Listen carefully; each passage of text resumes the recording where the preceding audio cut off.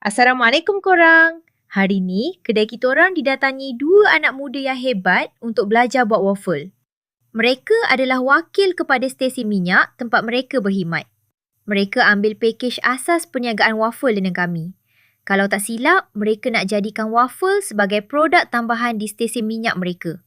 Sewaktu sesi latihan, kami kongsi cara bancuhan tepung, teknik sapu jam yang betul, cara cuci acuan mesin, sampailah sesi praktikal buat waffle sendiri.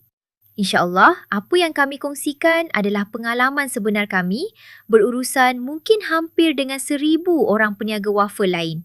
Banyak tips, masalah dan cerita dalam industri waffle yang kami dah pelajari dan alami selama belasan tahun ini.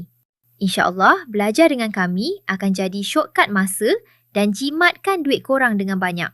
Jadi, korang tak cepat putus asa dan keseorangan mulakan perniagaan waffle. Jom ambil pakej waffle dan belajar buat waffle dengan kami. Mana tahu rezeki korang dengan berniaga waffle.